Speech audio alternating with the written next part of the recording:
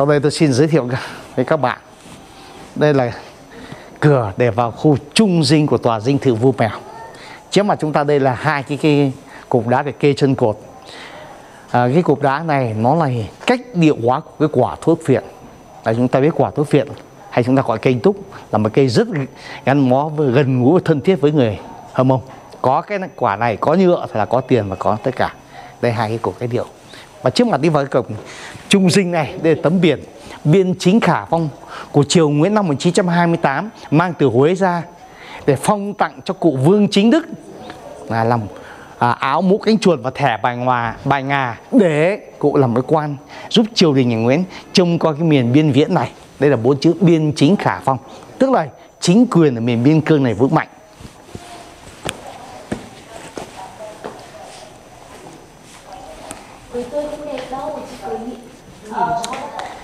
Cái khu vực này nó là cái khu vực để mọi người trước khi vào gặp cụ Đức thì có thể đứng đây nghỉ chờ.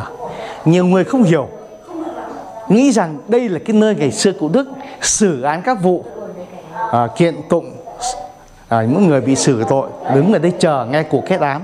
Nhưng thực sự không phải như vậy, bởi vì đây cái tòa dinh thự này là nhà ở của cụ chứ không phải công sở. Cho nên không có cái chuyện mọi người đến đây để chờ để cụ xử ở đây. Đây chẳng qua những nơi mọi người đến thăm cụ thì trước khi qua tiền dinh, qua lực lượng bảo vệ kiểm tra thì đến đây chờ để cụ phán gọi vào cụ gặp ở trong hậu dinh. Đấy, chỗ này nó như người Kinh chúng ta có chỗ chiếu nghỉ dừng chân để chờ cụ vào tiếp kiến cụ thôi, trao đổi gặp gỡ chuyện trò với cụ. Đó. Và đây khu vực này là khu vực trung dinh. Từ khu vực trung dinh này là cái nơi vợ con cháu cụ ở. Và cũng xin giới thiệu, đây là tầng 2 của trung dinh. Trên tầng 2 này là cái nơi tiếp khách của ông Vương Chí Sình, là con trai thứ hai của cụ. Vì trong quá trình lịch sử của cụ thì cụ là người số 1 quản lý khu vực này. Ông Vương Chí Sình là con thứ hai của cụ nhưng là được người cụ chọn là kế nghiệp sự nghiệp của cụ. Cho nên chỗ này là cái nơi của Vương Chí Sình tiếp khách ở trên gác này. Và trước mặt chúng ta đây, trung dinh đây, trên tầng 2 của trung dinh trước mặt đây là nơi cụ Vương Chính Đức tiếp khách. Khách đến đây gặp cụ, trao đổi, thăm cụ, có ở lại thì sẽ được tiếp cơm, cụ tiếp cơm ở trên gác. Và hai bên cạnh đây là cái nhà của vợ rồi con của cụ sinh hoạt và ở tại đây.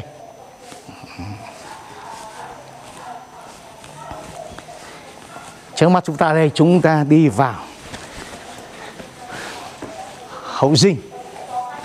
Đây trước cổng, đây cửa đây chúng ta vào hậu dinh. Xin yêu toàn bộ đây là các cái hoa văn này, nó là các hoa văn cũng từ ngày xưa xây dựng đến ngôi dinh thự là tòa dinh thự này thì hoa văn này nó là từ xưa trở lại. Như vậy tuổi đời của các hoa văn này nó cũng là 117 năm rồi gắn liền với cái nhà này. Đây là những vật còn lại chúng ta gọi là rất là chuẩn, là chỉnh cũ nguyên thủy của nó, kể cả các cái ván thương này cũng vậy. Đó. Đây chúng ta bước vào, đây là khu vực trung dinh để chuẩn bị vào hậu dinh. Đây trên gác 2 đây như tôi giới thiệu là cái nơi mà cụ Vương Chính Đức tiếp khách ở trên gác 2 này. Xung quanh đây là ở của các bà vợ và các con ở xung quanh đây. Trước mặt chúng ta đây là cái bàn thờ. Cái bàn thờ này là của các cụ đã xây dựng từ những năm khi hoàn thành nhà. Tới năm 1903 đã có cái bàn thờ này. Cái bàn thờ này nó cũ, tuổi đời nó cũng được 117 năm quý thủy.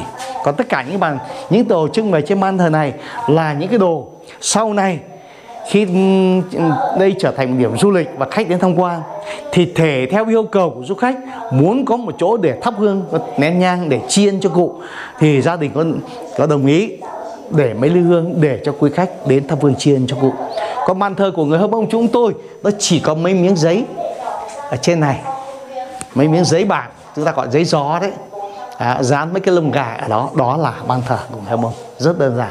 Trên ban thờ này ngày xưa còn có hai cái con hạc bằng đồng rất cao, mỗi con khoảng độ 80 phân hai bên, và giữa có một cái lư đồng để thắp, để đốt trầm, chứ người Hơ Mông không có thắp hương như thế này. Đấy, xin tiện xung quanh đây. Và bản thân các cái phòng trong này ấy, thì đều có lò sưởi kiến trúc theo của Pháp để mùa đông lạnh giá có thể ở đây thì có thể là đốt than đốt củi để sửa cho đỡ lạnh. Đấy.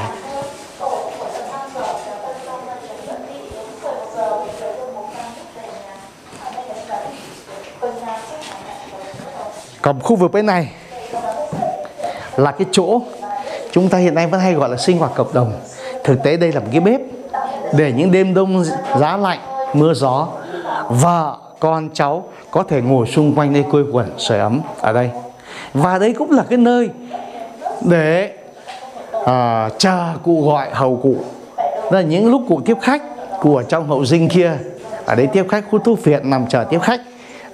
Thì ngoài này nếu cụ có gọi vào giúp cụ châm trà bê nước hay cái gì đó thì ới một cái đây thì có người vào phục vụ cụ. Ở trong kia là khu hậu sinh.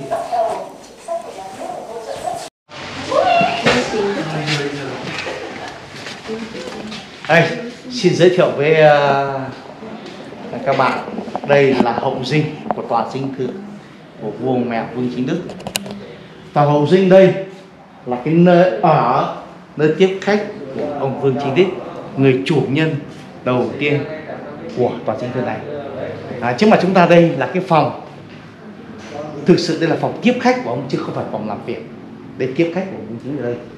Và bên trái đây là phòng ngủ, khu ngủ của ông, và bên phải là cái nơi để đồ của Vương Chính Đức.